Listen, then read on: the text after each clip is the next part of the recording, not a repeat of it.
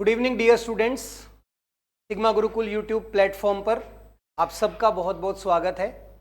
मैं मोहित कुमार जो आपको मैथ्स पढ़ा रहा हूँ।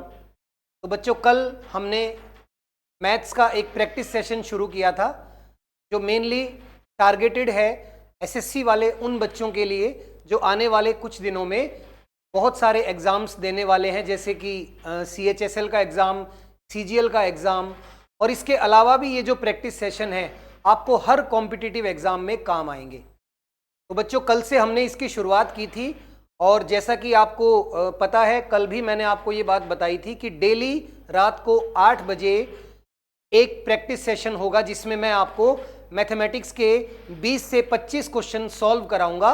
और बच्चों, ये जो प्रैक्टिस सेशन होगा वो उन बच्चों के लिए होगा जिनका बेस ऑलरेडी क्लियर है और वो केवल क्वेश्चंस की प्रैक्टिस करना चाहते हैं कि पेपर किस तरीके से आता है और पेपर को करते हुए हमें क्या अप्रोच रखनी है।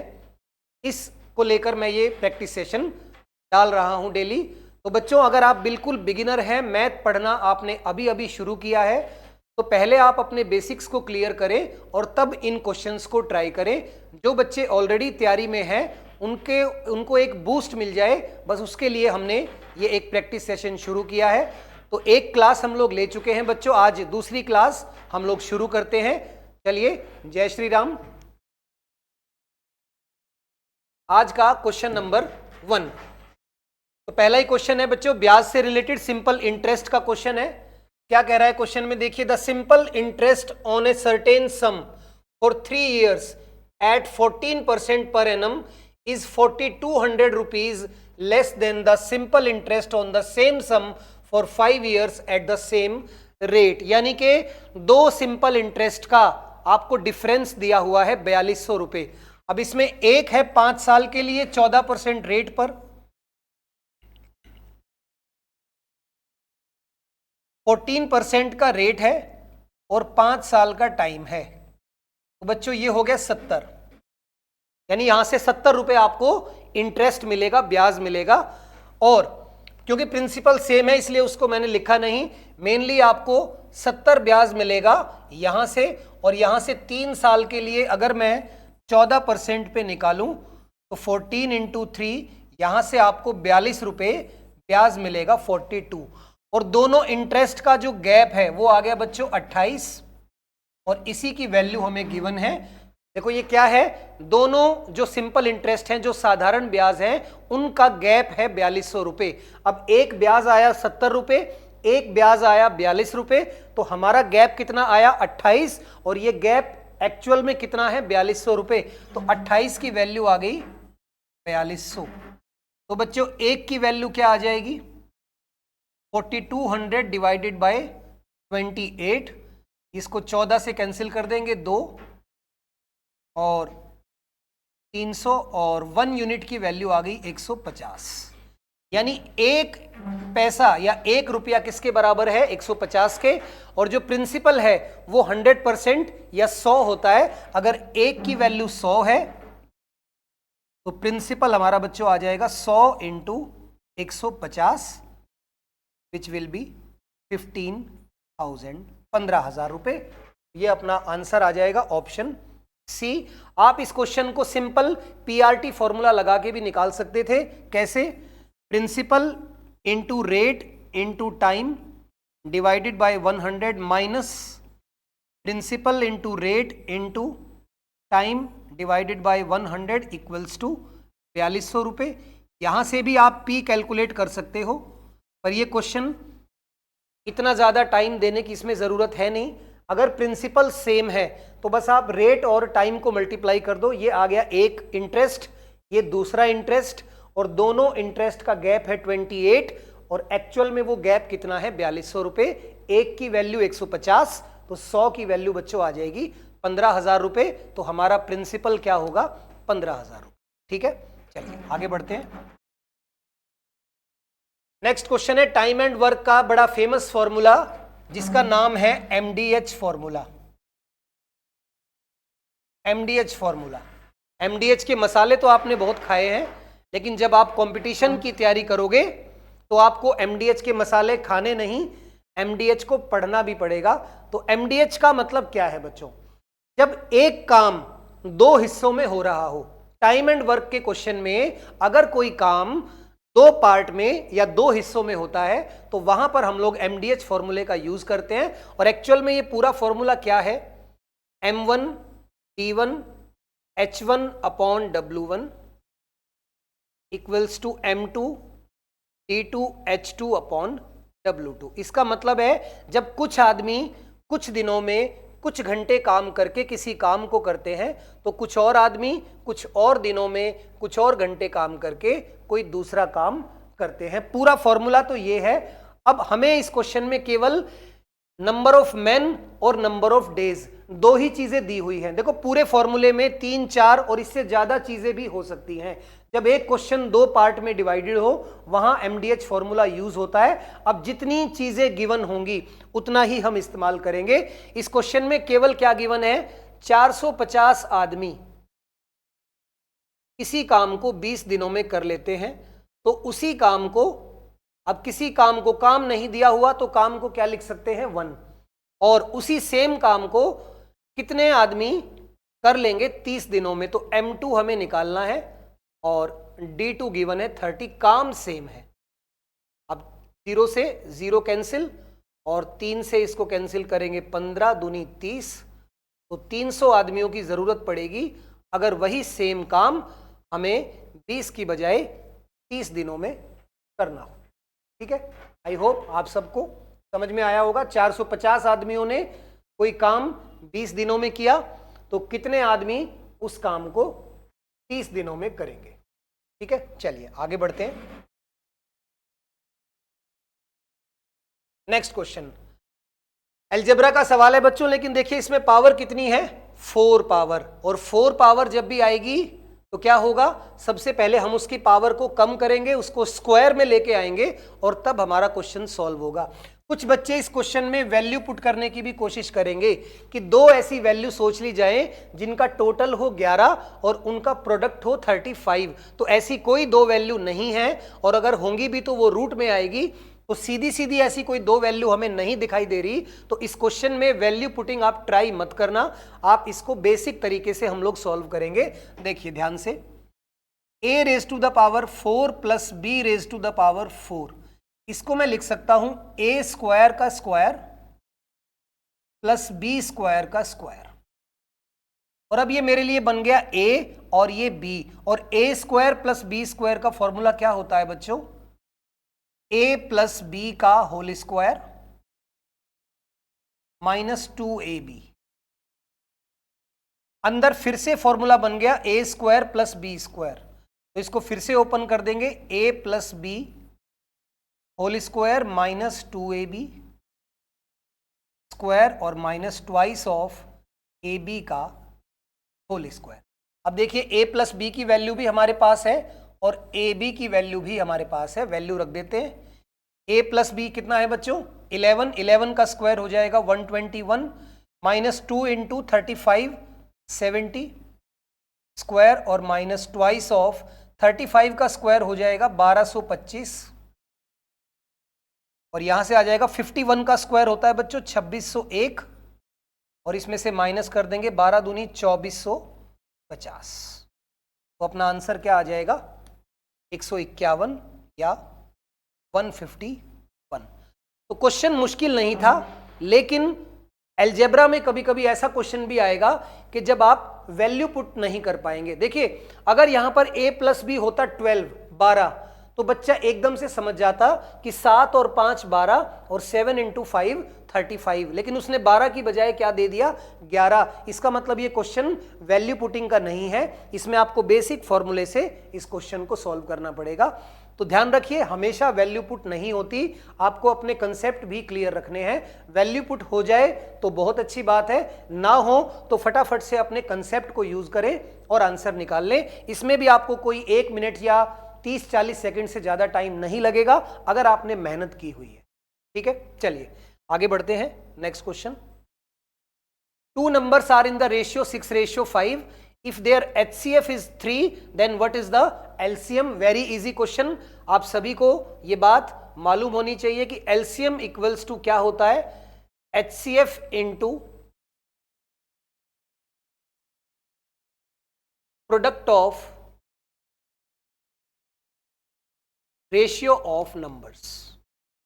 ठीक है, अगर आपको किसी क्वेश्चन में 2 नंबर्स का या 3 नंबर्स का रेशियो गिवन है और उनका HCF गिवन है, तो आप HCF और रेशियो को आपस में मल्टीप्लाई कर दें तो LCM आ जाएगा। HCF हमें गिवन है 3 और 2 नंबर्स का रेशियो है 6 और 5, इन सबको मल्टीप्लाई कर दीजिए, यही हमारा LCM होगा। तो LCM विल बी 90। अगर मैं आप ये पूछो कि सर अगर इस क्वेश्चन में हम कोई दूसरा तरीका भी लगा सकते हैं क्या, बिल्कुल लगा सकते हैं। हम पहले नंबर निकाल लेते हैं। कोई भी नंबर क्या होता है, जैसे 6:5, तो इसको अगर हम मान लेते हैं 6x और 5x, तो ये जो x है बच्चों यही HCF होता है। अब HCF हमें गिवन है, तो पहला नंबर आ जाएगा 18 और दूसरा नंबर हमारे पास आ जाएगा 15। अब 18 और 15 का LCM आप बड़े आराम से निकाल सकते हैं, ये आ जाएगा 90। लेकिन ज़रूरत नहीं थी, मैंने सिर्फ बता दिया कि HCF और रेशियो अगर गिवन है तो हम लोग नंबर भी निकाल सकते हैं, पर अगर LCM पूछा गया है तो डायरेक्ट आप फॉर्मूला लगाइए, LCM is always equals to HCF into product of ratio of the numbers. ठीक है, तो बहुत ही आसान सा क्वेश्चन था, लेकिन एक अच्छा फॉर्मूला यहां से सीखने को मिला जो टाइम सेव करने में आपके काम आएगा। आपको नंबर्स नहीं निकालने पड़ेंगे, बिना नंबर निकाले ही हम LCM निकाल सकते हैं। नेक्स्ट क्वेश्चन ये आ गया मिक्सचर एंड एलिगेशन का, बहुत बढ़िया सवाल, बहुत ही रिपीटेड क्वेश्चन है, बहुत बार कॉम्पिटिटिव एग्जाम्स में ये क्वेश्चन आया हुआ है, आगे भी आता रहेगा। और इसका एक सिंपल सा सॉल्यूशन आप लोग याद रखें, किसी किसी किताब में आपको इसका फॉर्मूला मिलेगा और कहीं पर बिल्कुल बेसिक से x मान के ये क्वेश्चन कराया होगा। तो बच्चों क्योंकि ये हमारा प्रैक्टिस सेशन है, ये कोई थ्योरी क्लास नहीं है, तो यहां पर मैं वो तरीके आपको पढ़ाऊंगा जो एग्जाम में जाते ही आपको अप्लाई करने हैं। हाँ, अगर कभी थ्योरी की क्लास मैं मिक्सचर और एलिगेशन की पढ़ाऊंगा तो वहां मैं आपको इस क्वेश्चन को 2 से 3 तरीके से करके बताऊंगा, पर यहां मैं इतना टाइम नहीं वेस्ट करूंगा। यहां पर हम लोग ओनली बेस्ट सॉल्यूशन पर बात करेंगे। ठीक है, तो एक कंटेनर में बच्चों 25 लीटर मिल्क है, टोटल मिल्क है 25 लीटर, और इसमें से 5 लीटर मिल्क निकाल लिया गया, 5 लीटर विदड्रॉ कर लिया या टेकन आउट। ठीक है, अब आप मुझे एक बात बताइए, अगर 5 लीटर निकालेंगे 25 में से तो हमने कितना हिस्सा निकाला बच्चों? तो हम कहेंगे 1/5वां हिस्सा, यानी कि 1/5 पार्ट हमने निकाल लिया। अगर 25 लीटर में से हम 5 लीटर निकाल लेते हैं तो इतना पार्ट हमने निकाल लिया, विड्रॉ कर लिया। तो बताओ कि फिर बचा कितना लेफ्ट? तो हम कहेंगे 4/5 बच गया। तो इसका मतलब अगर शुरू में 25 लीटर था तो 5 लीटर निकालने के बाद वो क्वांटिटी कितनी रह गई? 25 का 4/5। और इसी प्रोसेस को 2 बार और दोहराया गया, तो जितनी बार दोहराए उतनी बार फिर से मल्टीप्लाई कर दो, ये आ जाएगी आपकी फाइनल क्वांटिटी ऑफ मिल्क की। आखिरी में दूध कितना बचेगा? पहले 5 लीटर निकाल लिया 25 में से, तो यानी कि 1/5 1/5 पार्ट निकाल लिया। तो अगर 5 में से 1 निकाल लिया तो 5 में से बचा कितना? 4। और इसी प्रोसेस को 2 बार और दोहराया, तो 2 बार और 4/5 और 4/5। अब इसको सॉल्व कर दीजिए, 25 कैंसिल हो जाएगा, 4 का क्यूब 64 डिवाइडेड बाय 5, और ये आ जाएगा बच्चों 12.8 लीटर मिल्क की ये फाइनल क्वांटिटी आ गई। आखिरी में इतना दूध हमारे पास बच जाएगा, ऑप्शन डी। तो कभी भी अगर किसी कंटेनर से, किसी बाल्टी से कुछ निकाला जाए और उसको बार बार निकाला जाए, तो यहां पर आप बस ये निकाल लेना कि पहली बार में कितना बचा, उसके बाद जितनी बार उस प्रोसेस को दोहराया जाए बस आप मल्टीप्लाई कर दे और कैलकुलेशन कर ले, तो आपकी फाइनल क्वांटिटी ऑफ मिल्क आ जाएगी। और यहां से आप ये भी निकाल सकते हैं कि फिलहाल शुरू में 25 लीटर दूध था, आखिरी में कितना बचा? 12.8 लीटर। तो आप पानी की क्वांटिटी भी निकाल सकते हैं कि कितना मिलाया जा चुका है। 12.8 लीटर दूध है, 25 टोटल है, तो 25 में से इसको माइनस कर देंगे तो पानी की क्वांटिटी भी हम निकाल सकते हैं। Next question, x plus y is 36, find x minus 27 whole cube plus y minus 9 whole cube. देखिए यहीं से हिंट है, 27 और 9 कितना होता है 36, तो अगर हम 36 को उधर लेके जाएं और x के साथ में क्या लिख लूं 27, सॉरी माइनस आएगा, 36 को जब उधर लेके जाएंगे तो माइनस हो जाएगा, तो इसको मैं लिख सकता हूं x minus 27 plus y minus 9 equals to हो जाएगा 0। अब इसको अगर मैं मान लूं थोड़ी देर के लिए a और इसे थोड़ी देर के लिए हम क्या लेट कर लें b, तो ये है a plus b equals to 0 और हमें निकालना क्या है a cube plus b cube. तो हम क्यूबिंग बोथ साइड्स कर देते हैं, जैसे ही a और b का हम क्यूब करेंगे तो क्या आएगा a cube plus b cube plus 3ab into a plus b equals to 0। मैंने इसकी क्या कर दी क्यूबिंग, दोनों साइड क्यूब कर दिया क्योंकि क्यूब ही पूछा हुआ है। अब यहां देखो ये हो जाएगा 0, तो इसका मतलब a cube plus b cube, ये पूरा पार्ट 0 बन जाएगा, तो इसकी वैल्यू क्या आ गई 0, तो इसका मतलब ये भी क्या होगा 0 हमारा आंसर। तो बहुत ही इजी क्वेश्चन था। 36 को लेफ्ट हैंड साइड पे लेके जाएंगे, 27 को x के साथ लिखेंगे और y के साथ लिखेंगे 9 और उसको थोड़ी देर के लिए हम लेट कर लेंगे a और b, जैसे ही क्यूब करेंगे तो a cube plus b cube हमारे पास आ जाएगा 0, वही हमसे पूछा गया था, तो 0 अपना आंसर होगा। नेक्स्ट क्वेश्चन, ये देखिए पाई चार्ट का एक क्वेश्चन है हमारे पास। और बच्चों कभी भी बड़ा क्वेश्चन देखकर या क्वेश्चन की लेंथ को देखकर उस क्वेश्चन के लेवल को जज मत करना। कई बार बड़ा दिखने वाले क्वेश्चन का सॉल्यूशन बहुत इजी होता है। अब इस क्वेश्चन में यही चीज मैं आपको दिखाऊंगा कि केवल दिखने में बहुत बड़ा क्वेश्चन लग रहा है बहुत ही छोटा सा सवाल। ये आपको 8 कंपनीज ने कितनी बाइक्स सोल्ड की, यानी ये 8 कंपनीज है जो बाइक्स बनाती है और बेचती हैं। अब इतने % बाइक्स उन्होंने सेल कर दी और टोटल जो बाइक सेल की है वो है 2000, जिसमें से आपसे पूछा गया what is the difference between average number of bikes sold by company PQRS, यानी सबसे पहले P plus Q plus R और S, ये चारों मिलकर कितने % बाइक सोल्व करते हैं, सेल करते हैं, ये देखते हैं। P 21 और 19 ये हो गया बच्चों 40 और 5 45 और 20 65, यानी 65% बाइक ये सेल कर देते हैं। कितने में से 2000 में से। तो अगर हम 65% निकालेंगे 2000 का तो ये अपने पास आ जाएगा 1300, लेकिन साथ में एवरेज वर्ड भी यूज किया हुआ है तो 4 से डिवाइड कर देंगे क्योंकि ये 4 कंपनी का डेटा है, तो एवरेज आ गया हमारे पास इनका 4 3 12 1 0 2 8 और 5। तो इसका मतलब जो कंपनी PQRS है वो चारों मिलकर एवरेज कितनी बाइक्स सेल करती हैं 325, और अगर 65% इन्होंने सेल की तो बाकी बची हुई कंपनी है TUVW, तो बाकी 100 में से 35% ये सॉल्व करेंगी, सॉरी सेल करेंगी।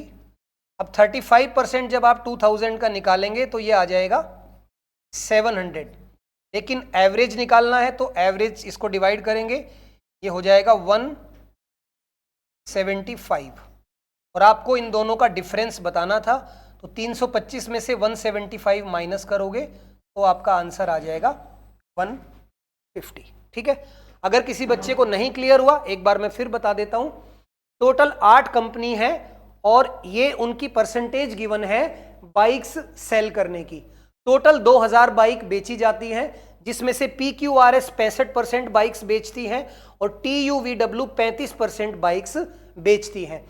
दोनों ने, इन्होंने 1300 बाइक्स बेची और इन्होंने 700, लेकिन एवरेज का डिफरेंस निकालना है। एवरेज का मतलब टोटल को नंबर से डिवाइड कर देंगे, तो टोटल बाइक्स बेची 1300, कितनी कंपनियों ने 4 कंपनियों ने, तो एक कंपनी का एवरेज आ गया 325, यहां एवरेज आ गया 175 और इसको आप माइनस करेंगे तो 150 is the difference of average bikes sold by company PQRS and TUVW। ठीक है, तो बच्चों जो DI का क्वेश्चन होता है, डेटा इंटरप्रिटेशन, ये बहुत इजी होता है, बस आपको लैंग्वेज को देख के घबराना नहीं है, आराम से पढ़ना है, आराम से सॉल्व करना है। ये फ्री का नंबर होता है, इसमें कभी रेशियो का क्वेश्चन मिलेगा, कभी परसेंटेज का, या कभी प्लस और माइनस का, और इसमें कोई ज्यादा रॉकेट साइंस नहीं होती, बस इसको आपको पढ़ना जरूर है, क्वेश्चन की लेंथ को देख के मत छोड़ देना। ठीक है, चलिए आगे बढ़ते हैं। नेक्स्ट है ज्योमेट्री का एक क्वेश्चन आ गया हमारे पास। ये एक फिगर गिवन है, इसमें AB equals to AD, AB, ये AB है, ये हमें गिवन है,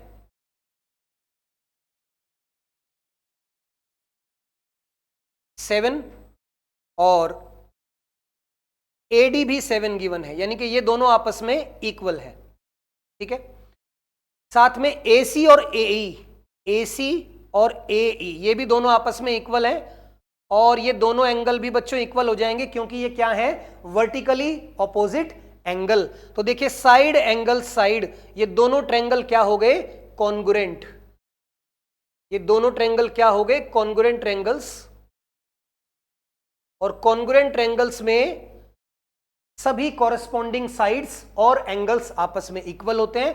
अब हमसे पूछा है find the length of ED, यानी कि ये ED की लेंथ निकालनी है, और BC की लेंथ हमें गिवन है 11, तो ED की लेंथ भी क्या हो जाएगी, 11, यानी आर आंसर इज। तो बहुत इजी क्वेश्चन था, दो ट्रायंगल में दो साइड्स इक्वल थी और एक है वर्टिकली ऑपोजिट एंगल, तो यहां से आप आराम से निकाल सकते हैं। कॉन्ग्रुएंट ट्रायंगल है, ये 11 है, तो ये भी क्या हो जाएगी, 11। नेक्स्ट क्वेश्चन, अलजेब्रा का ये सवाल बच्चों लगभग हर एग्जाम में SSC पूछता ही है। कल भी मैंने आपको समझाया था कि अगर आपको कभी गिवन हो, यहां पर हमें गिवन है y plus 1/y equals to 3, और आपको निकालना है y cube plus 1/y cube plus 2। तो कल भी मैंने समझाया था कि जब इसकी क्यूबिंग करते हैं तो ये किसके इक्वल होता है, k क्यूब, यानी 3 का क्यूब माइनस 3k, यानी 3 इंटू 3। तो ये हमारे पास क्यूब की वैल्यू आ जाएगी कितनी, 27 माइनस 9 18, और अगर क्यूब 18 है और साथ में 2 एक्स्ट्रा दिया हुआ है, इसको ऐड कर देंगे तो हमारा आंसर आ जाएगा 20। This is your answer. तो क्योंकि ये मैंने कल की क्लास में भी पढ़ाया था तो हम इस पे ज़्यादा टाइम वेस्ट नहीं करेंगे। आपको सिंगल पावर गिवन है, क्यूब निकालना है, वो होता है, इसको हम लोग k लेट करते हैं तो k क्यूब माइनस 3k 18 आ गया, प्लस 2 20 हमारा आंसर। नेक्स्ट क्वेश्चन, सिंपल सा ट्रिग्नोमेट्री का क्वेश्चन है, बहुत आराम से इसको आप लोग सॉल्व कर लोगे। tan 60 बच्चों होता है √3, और 1 प्लस tan स्क्वायर 60, तो ये हो जाएगा 3, तो अपना आंसर आ गया। नीचे है देखो 4, 2 से कैंसिल हो जाएगा तो √3/2।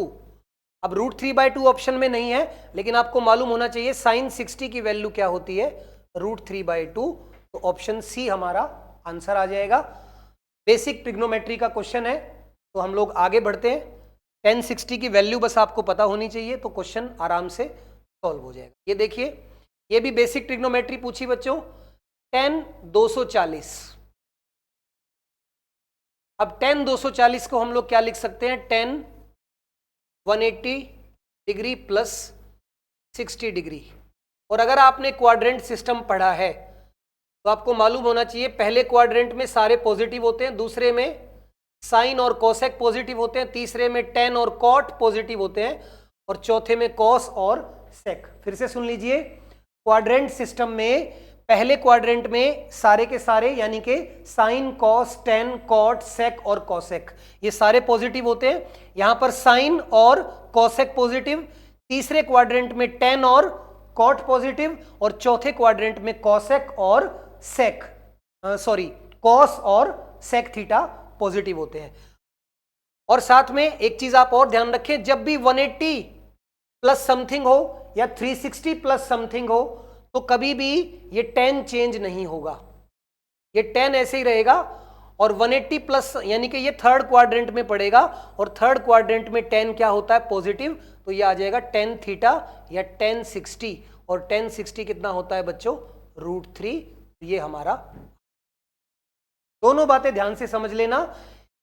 जब 90 प्लस लिखें या 270 प्लस लिखते हैं तो ये tan कॉट में चेंज हो जाता है, एंगल चेंज हो जाता है, साइन कॉस में, tan कॉट में और सेक कोसेक में। कब? अगर यहां पर 90 हो या 270 हो, ठीक है। लेकिन अगर यहां क्या है 0 है, 180 है या 360 है, तो ऐसे में tan का tan ही रहता है, साइन का साइन रहता है, कॉस का कॉस, और जो साइन है वो हम क्वाड्रेंट के अकॉर्डिंग लगाते हैं। अब tan 180 प्लस थीटा होता है tan थीटा, और क्योंकि 180 प्लस है तो ये थर्ड क्वाड्रेंट में पड़ेगा और थर्ड क्वाड्रेंट में tan पॉजिटिव होता है, तो हमारा आंसर आ जाएगा √3। ठीक है, चलिए आगे बढ़ते हैं। ये फिर से हमारे पास एक DI का क्वेश्चन आ गया। आपको दो स्टेटमेंट गिवन है और आपको बताना इनमें से कौन सी स्टेटमेंट इज नॉट करेक्ट, कौन सी स्टेटमेंट सही नहीं है। पहली स्टेटमेंट को पढ़ते हैं। The income of C1 in year P year में C1 की इनकम है बच्चों 750, is 33.33% of the income of C2 in year Q की इनकम है 250। अब 250 से तो बच्चों ये 3 गुना है और वो बोल रहा है 33.3%, यानी कि पहली स्टेटमेंट तो गलत है। दूसरी statement, the average income of C1 and C2 in year T year ये रहा, और C1 और C2 की एवरेज इनकम आएगी 530 प्लस 270, ये हो गया 800, और 800 का एवरेज निकालेंगे तो बच्चों ये आ जाएगा हमारे पास 400, और 400 ही गिवन है, तो सेकंड स्टेटमेंट सही है, तो अपना आंसर होगा डी ऑप्शन। पहली स्टेटमेंट गलत है, दूसरी स्टेटमेंट बिल्कुल करेक्ट है, तो first one is not correct, sorry answer ये नहीं होगा। देखो बच्चों थोड़ी जल्दबाजी कर दी हमने, प्लीज ध्यान देना। उसने पूछा था which of the following statement is not correct, तो हम आंसर देंगे first statement is not correct, तो आंसर होगा ओनली 1। पहली स्टेटमेंट करेक्ट नहीं है। ये नहीं पूछा कि कौन सी करेक्ट है, अगर पूछता कि विच स्टेटमेंट इज करेक्ट तो हमारा आंसर डी होता, और उसने पूछा विच इज नॉट करेक्ट, तो first one is not correct, तो हमारा आंसर क्या आएगा बच्चों फर्स्ट, यानी कि ए ऑप्शन। चलिए आगे बढ़ते हैं। The single discount equivalent to 2 successive discount, जब एक दुकानदार आपको 2 लगातार डिस्काउंट दे तो हमेशा याद कर लीजिए टोटल डिस्काउंट बच्चों इतना होता है A plus B minus AB upon 100। ठीक है, ये होता है ओवरऑल डिस्काउंट। याद रखना हमेशा, एक दुकानदार कभी भी आपको अगर 2 सक्सेसिव या 2 लगातार डिस्काउंट दे तो टोटल डिस्काउंट कितना होता है A plus B minus AB upon 100। तो जल्दी से इसको सॉल्व कर देते हैं। 15 प्लस 12 माइनस 15 इंटू 12 अपॉन 100, ये आपका आंसर होगा। ये आ जाएगा 27, और यहां से 180 बटा 100 इज 1.8, माइनस करेंगे तो 25.2% अपना आंसर आ जाएगा ऑप्शन। तो ये फॉर्मूला बड़ा काम का है, जब भी कोई दुकानदार आपको 2 डिस्काउंट दे तो हमेशा ऑलवेज, इसमें कोई साइन का चक्कर नहीं है, जब भी आपको 2 डिस्काउंट मिलेंगे तो टोटल डिस्काउंट हमेशा इतना ही होगा। आप सीधा फॉर्मूला लगा के आंसर निकाल सकते हैं। Next, A copper sphere of diameter 18 centimetre is drawn into a wire of diameter 6 millimetre, find the length of the wire. देखिए एक गोले को एक तार में बदला गया। अब याद रखना, जब किसी चीज को दूसरी चीज में बदला जाता है तो उनका वॉल्यूम, उनका आयतन आपस में बराबर होता है।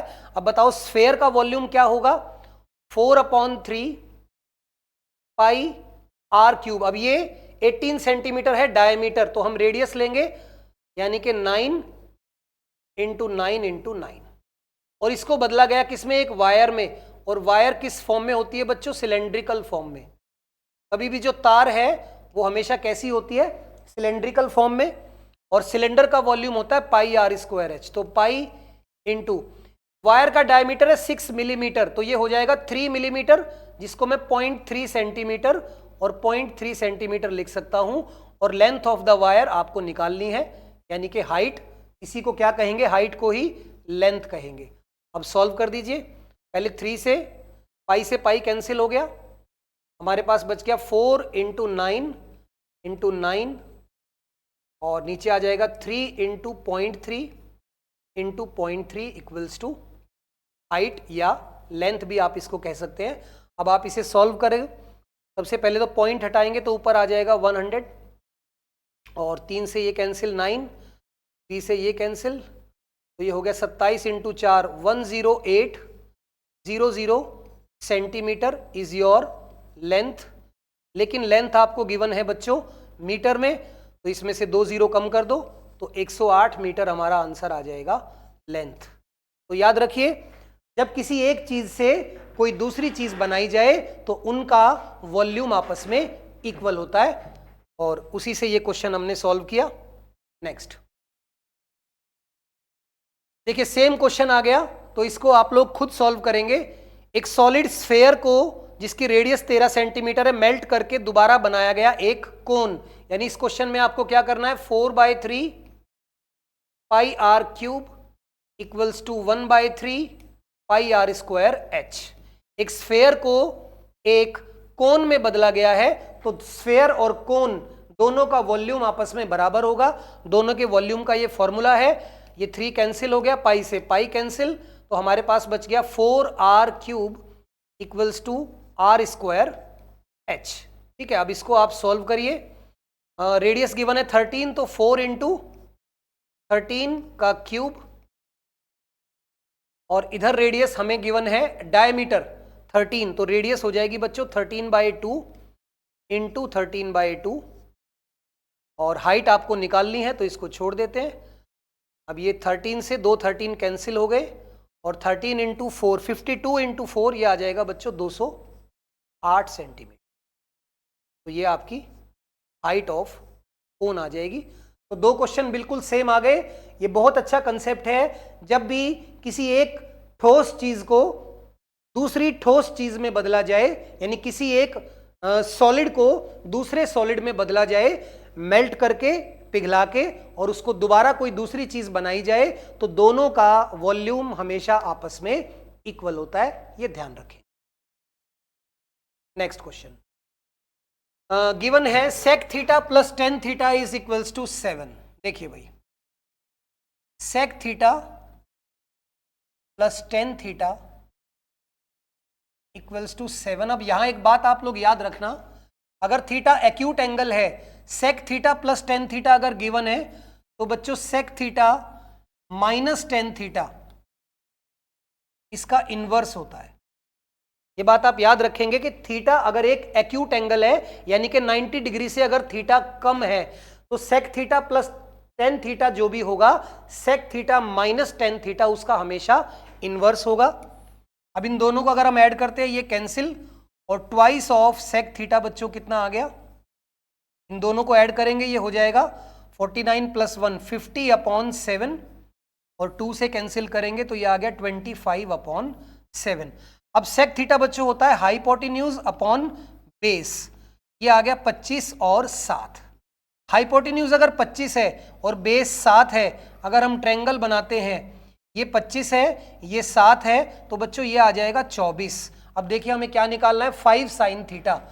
5 इंटू साइन थीटा होता है परपेंडिकुलर अपॉन हाइपोटेन्यूज, तो 5 into perpendicular is 24, hypotenuse is 25, cancel हो जाएगा, तो हमारा आंसर आ जाएगा 24/5। मेनली इस क्वेश्चन में खास बात क्या थी कि अगर थीटा हमारा एक्यूट एंगल है 90 डिग्री से कम है, तो sec theta plus tan theta जितना भी होगा, sec theta minus tan theta उसका इनवर्स होगा, उसका उल्टा होगा। वहां से हमने sec थीटा यानी कि हाइपोटेन्यूज और बेस निकाल लिया, उसके बाद परपेंडिकुलर हमने निकाल लिया। sin थीटा होता है परपेंडिकुलर अपॉन हाइपोटेन्यूज, तो आपका आंसर आ जाएगा 24/5। चलिए आगे बढ़ते हैं। From the following figure find x plus y plus z. बहुत ही आसान क्वेश्चन पूछ लिया। देखिए 120 है बच्चों एक्सटीरियर एंगल, और ये दोनों क्या है, इंटीरियर एंगल, और इंटीरियर एंगल का सम एक्सटीरियर एंगल के इक्वल होता है, तो x plus y plus z, ये सीधा सीधा 120 डिग्री हो जाएगा। किसी भी ट्रायंगल में जो बाहर वाला एंगल होता है वो अंदर वाले दोनों इंटीरियर ऑपोजिट एंगल के सम के इक्वल होता है। यानी याद रखें, अगर ये एक ट्रायंगल है, इसमें हम एक्सटीरियर एंगल बनाते हैं सपोज 1, और ये एंगल है 2 और ये एंगल 3, तो ये 1 किसके इक्वल होगा, 2 और 3 के सम के। अब 120 किसके इक्वल हो जाएगा, x plus y plus z. तो ये बहुत ही डायरेक्ट थ्योरम आपसे पूछ ली, इसमें कुछ भी ऐसा नहीं है जो हमें समझाना पड़े। ये थ्योरम आप लोगों ने स्कूल में बहुत बार पढ़ी है। The sum of interior angles, interior opposite angles is equal to exterior angle. चलिए आगे बढ़ते हैं। The ratio of expenditure to saving of a women is 5:1। एक वुमेन की जो सेविंग और एक्सपेंडिचर का रेशियो है वो 5 और 1। मतलब अगर इसको आसानी से समझे, एक वुमेन अगर 500 रुपए खर्च करती है तो सेविंग कितनी करती है बच्चों, 100। तो हम ये बोल सकते हैं कि उसकी इनकम कितनी हो गई, 600 रुपए। 5:1 है, इसको आप कोई भी वैल्यू मान सकते हैं। तो मैंने मान लिया कि 5 यानी कि 500 रुपए वो खर्च करती है और 100 रुपए बचाती है, तो उसकी इनकम हो गई 600। उसके बाद इनकम और एक्सपेंडिचर बढ़ गए 10% और 20%। 600 को अगर 10% बढ़ाएंगे बच्चों, ये हो जाएगा 660, और 500 को अगर 20% बढ़ाएंगे तो 500 का 20% आएगा 100, यानी कि ये हो गया 600। ठीक है, और इनकम कितनी बढ़ी थी, 10%। अब ध्यान देना, पहले वो 100 रुपए बचाती थी, अब कितने बचाती है, या find the percentage change in her savings, यानी उसकी जो बचत है, जो सेविंग्स है, उसमें कितना बदलाव आया। पहले 100 की सेविंग थी, अब कितनी सेविंग है, केवल 60 की। पहले 100 रुपए बचाती थी, अब 60 रुपए बचाती है, तो उसकी सेविंग कितनी कम हो गई, 40% सेविंग लेस हो गई उसकी। तो हमारा आंसर आएगा 40% का बदलाव आ गया उसकी सेविंग में। दोबारा समझ लीजिए, एक महिला 5 और 1 के रेशियो में खर्चा करती है और सेविंग करती है। अब 5 को मैंने मान लिया 500 और 1 को मान लिया 100। अब अगर कोई 500 रुपए खर्च करेगा और 100 रुपए बचाएगा तो उसकी इनकम हो जाएगी 600। इनकम बढ़ गई 10%, तो 600 का 10% बढ़ के हो जाएगा कितना, 660, और एक्सपेंडिचर बढ़ गया 20%, तो 500 का 20% 100 होगा, जो कि बढ़ के हो जाएगा 600। अब 660 रुपए कमाती है, 600 रुपए खर्च कर देती है, तो अब कितने बचे, 60 रुपए। पहले कितने बचाती थी, 100 रुपए, तो 100 में से 60 यानी कि उसकी सेविंग 40% कम हो गई। ठीक है, चलिए next question. What will be the reminder. देखिए यहां पर 27 है और यहां पर 28 है। ये बड़ा सिंपल सा क्वेश्चन है। 27 को बच्चों हम लोग लिख सकते हैं 28 माइनस 1 इसकी पावर 27 और प्लस 27 डिवाइडेड बाय 28। अब देखिए जब 28 को 28 से डिवाइड करेंगे तो रिमाइंडर क्या आएगा, 0, और -1 डिवाइड होगा नहीं, -1 की पावर 27, तो ऊपर बचेगा -1 प्लस 27 डिवाइडेड बाय 28, और ये आ गया 26/28। अब 26/28, तो आंसर हमारा क्या आ जाएगा, 26, क्योंकि जब आपका डिविडेंड, अगर डिविडेंड डिवाइजर से कम हो या लेस हो, अगर डिविडेंड डिवाइडर से कम हो डिवाइजर से, तो वही अपने आप में रिमाइंडर होता है। जब 26 को 28 से डिवाइड करेंगे तो डिवाइड नहीं होगा, तो 26 ही हमारा रिमाइंडर आ जाएगा और अपना आंसर हो जाएगा ऑप्शन डी। चलिए आगे बढ़ते हैं। फिर से एक डीआई का क्वेश्चन हमारे सामने है। Find the ratio of number of female students who opted biology in school B and school D. School B और स्कूल डी में कितनी लड़कियों ने बायोलॉजी सब्जेक्ट लिया, ये हमें निकालना है। देखिए इस क्वेश्चन में थोड़ी सी हल्की सी आपको मेहनत करनी पड़ेगी, क्योंकि हमें दो चीजें गिवन है। सबसे पहले टोटल कितने स्टूडेंट्स ने, कितने % स्टूडेंट्स ने बायोलॉजी ली, ये गिवन है, और फिर उनको दो रेशियो में डिवाइड किया गया है, मेल और फीमेल। तो सबसे पहले तो हम बी और डी, यहां पर कितने बच्चों ने बायोलॉजी ऑप्ट किया वो निकाल लेते हैं, फिर उसमें से फीमेल और मेल निकाल लेंगे और उसके बाद हमारा रेशियो आ जाएगा। तो सबसे पहले देखते हैं बी में कितने बच्चों ने बायोलॉजी ऑप्ट की। तो 36% बच्चों ने बायोलॉजी ली, 36% कितने में से, 400 में से, तो ये आ जाएगा 144 बच्चे। और अगर बात करें डी, स्कूल डी में टोटल 800 बच्चे हैं जिनमें से 18% बच्चों ने बायोलॉजी ली, तो 18% निकालेंगे अगर 800 का तो ये भी आ जाएगा 144। लेकिन ये 144 बच्चों हैं टोटल बच्चे, अब इसमें से हमें मेल और फीमेल अलग अलग करने हैं। तो यहां पर रेशियो कितना है मेल फीमेल का, 5:7 मेल टू फीमेल, यानी 5 मेल हैं और 7 फीमेल हैं। अब 5 और 7 बच्चों टोटल हो गया 12, 12 की वैल्यू 144, तो ये हो जाएंगे 60 और ये आपका 12 सत्ते 84, 84। यहां पर रेशियो है 3:9, तो ये 3 है ये 9 है, फिर से 3 × 12 और 9 × 12, यूनिटरी मेथड में लगा रहा हूं, तो 36 मेल आ जाएंगे और 108 फीमेल। अब हमें निकालना था फीमेल का रेशियो, 84 बी में है और 108 स्कूल डी, और इसका रेशियो आ जाएगा 7:9, यानी कि ऑप्शन ए हमारा आंसर। इसको नहीं समझ में आया फिर से एक बार समझिए। सबसे पहले ये निकालना है कि कितने बच्चों ने स्कूल बी में बायोलॉजी लिया और कितने बच्चों ने स्कूल डी में बायोलॉजी सब्जेक्ट लिया। तो स्कूल बी में 36% बच्चों ने लिया 400 में से, तो 144 बच्चों ने बायोलॉजी सब्जेक्ट लिया, और स्कूल डी में 144 बच्चों ने बायोलॉजी सब्जेक्ट लिया। पर यहां पर मेल और फीमेल का रेशियो था 5 और 7, तो मेल हो जाएंगे 60 और फीमेल आ जाएंगी 84। यहां पर रेशियो था 3 और 9, तो 36 और 108 मेल और फीमेल आ जाएंगे। और हमें निकालना था कि स्कूल बी में फीमेल और स्कूल डी में फीमेल्स का रेशियो क्या होगा, तो हमारा फाइनल आंसर आएगा इज 7:9। ठीक है, आई होप आपको ये क्लियर हुआ होगा। Next, in a triangle ABC the bisector of angle BAC. एक ट्रायंगल है बच्चों एबीसी, इसमें एंगल ए का बाइसेक्टर बनाया गया है। एंगल बाइसेक्टर यानी कि ये दोनों एंगल आपस में इक्वल होंगे, जो कि डी पॉइंट पर मिलता है। If B D equals to 6, B D 6 given है और बी सी आपको गिवन है 14, तो बच्चों ये हो जाएगी 8, और आपको निकालना है ए बी अपॉन ए सी। अब सीधी सीधी थ्योरम है एंगल बाइसेक्टर थ्योरम। जिस एंगल को बाइसेक्ट किया गया है उसके दोनों साइड वाली साइड और नीचे वाली दोनों साइड का रेशियो आपस में इक्वल होता है, तो ये इक्वल होगा B D upon D C के। यही हमें निकालना था, A B upon A C equals to 6/8, जो कि आ जाएगा 3/4। ये बच्चों एंगल बाइसेक्टर थ्योरम है। अगर किसी एंगल को बाइसेक्ट किया गया है तो उसकी दोनों साइड और उसकी ऑपोजिट में जो साइड है उनका रेशियो आपस में इक्वल होता है। तो A B upon A C B D upon D C के इक्वल होगा और आंसर हमारा आ जाएगा 3:4। ठीक है, चलिए आगे बढ़ते हैं। ए किसी काम को करने में 4 गुना समय लेता है बी से। ए किसी काम को करने में 4 गुना समय लेता है बी से, 4:1। ये है बच्चों इनका टाइम, और टाइम का इनवर्स, टाइम का उल्टा क्या होता है, एफिशिएंसी। तो इन दोनों की एफिशिएंसी आ जाएगी 1 और 4।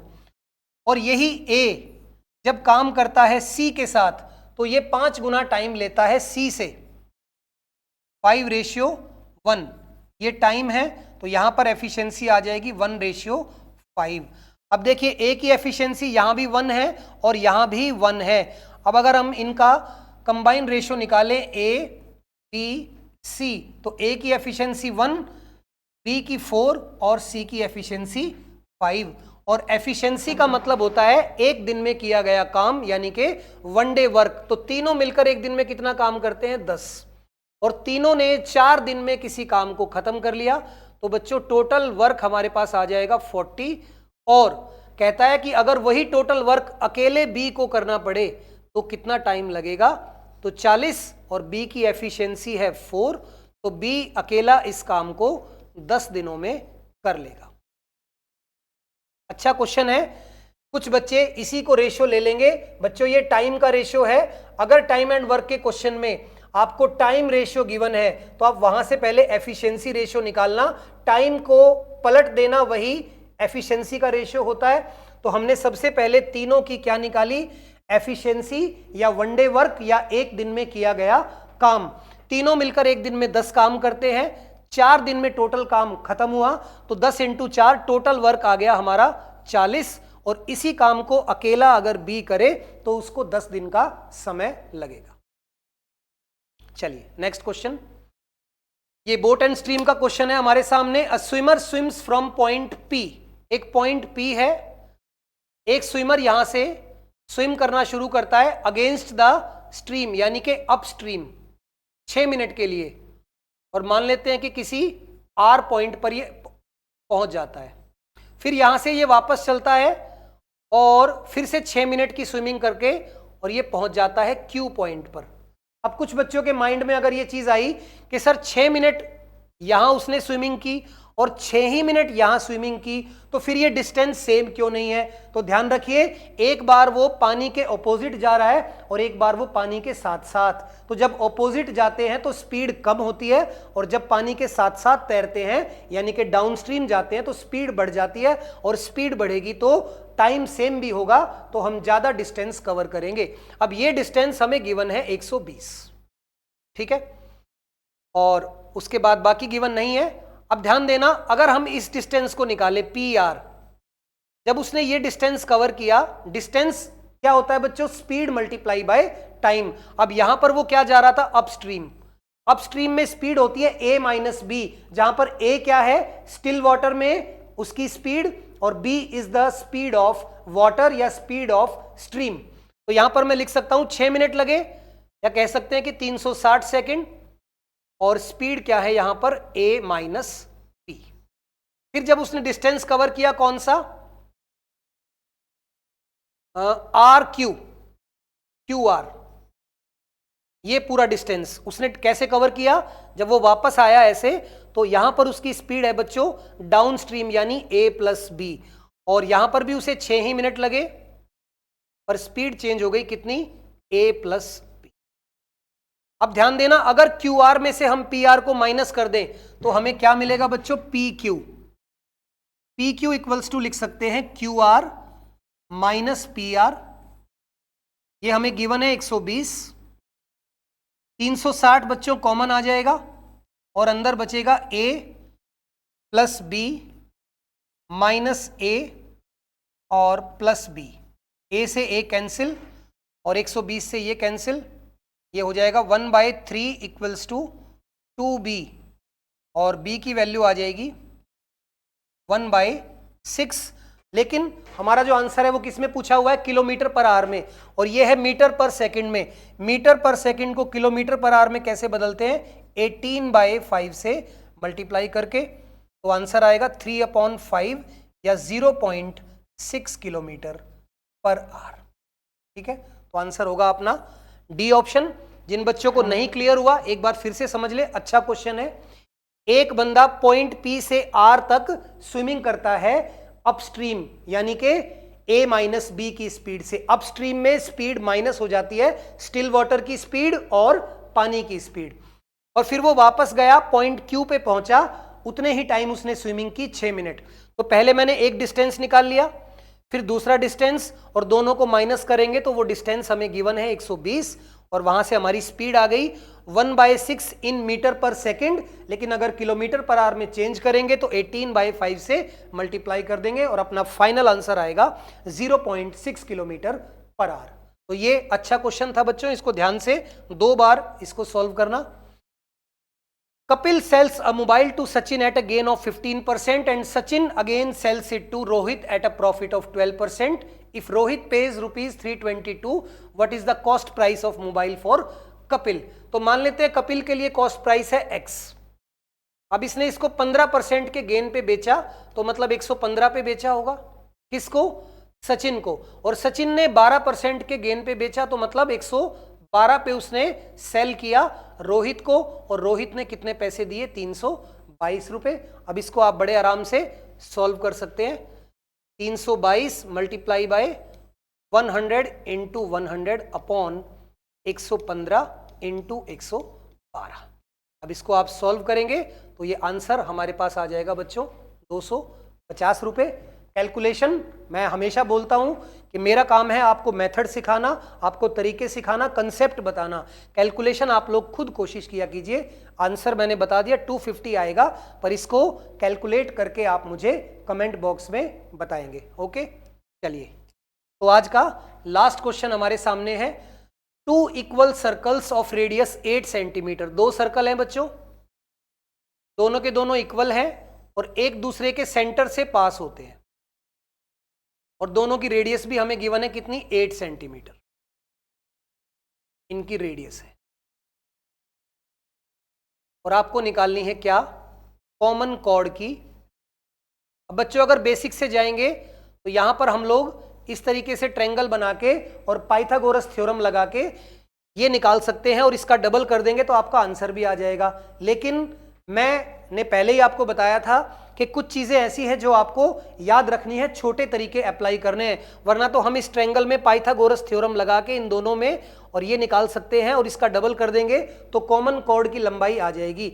लेकिन याद रखना, अगर 2 इक्वल सर्कल, अब मेरी बात को ध्यान से समझिएगा, 2 इक्वल सर्कल यानी 2 सर्कल जो बिल्कुल बराबर हैं, अगर वो दोनों एक दूसरे के सेंटर से, एक दूसरे के केंद्र से पास होते हैं और उनकी रेडियस आपस में इक्वल है, तो कॉमन कॉर्ड की लंबाई आप सीधी निकाल सकते हैं। याद रखना, कॉमन कॉर्ड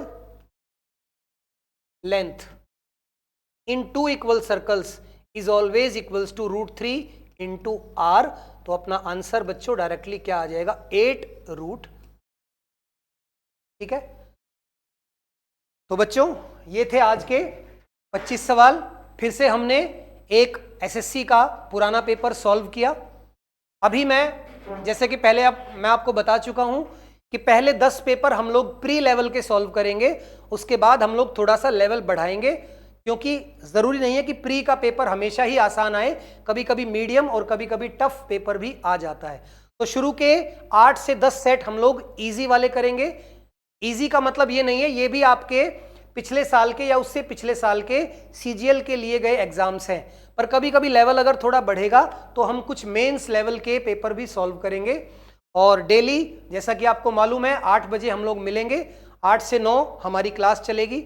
और उसके बाद जैसे ही इंग्लिश वाले हमारे जो सर हैं वो फिट टू टेक क्लास हो जाएंगे, तो फिर इंग्लिश की क्लास भी आपकी जल्दी से बच्चों दोबारा स्टार्ट हो जाएगी। आप बिल्कुल ना घबराएं, मैथ और इंग्लिश के सारे कंसेप्ट आपके एग्जाम से पहले हम लोग कंप्लीट कराएंगे। बस आप लोग इसी तरीके से हमें सपोर्ट करते रहिए, और आपका रिस्पॉन्स आता रहेगा तो हमारा भी मोटिवेशन बढ़ेगा। और जितने बच्चों तक हो सकता है बच्चों, हम इस क्लास का कोई फीस, कोई पैसे आपसे नहीं लेते हैं, ये केवल आपके लिए फ्री ऑफ कॉस्ट है, ताकि आप लोगों की प्रैक्टिस अच्छे से हो जाए। तो जितनी ज़्यादा आप इस वीडियो को शेयर कर सकते हैं आप शेयर करिए, ताकि ज़्यादा से ज़्यादा बच्चे इसका फ़ायदा उठा सके। और आपको किसी भी क्वेश्चन में, किसी भी कंसेप्ट में अगर कोई डाउट है तो आप कमेंट बॉक्स में मुझे बता दीजिएगा, नेक्स्ट क्लास में वो डाउट मैं क्लियर करूँगा।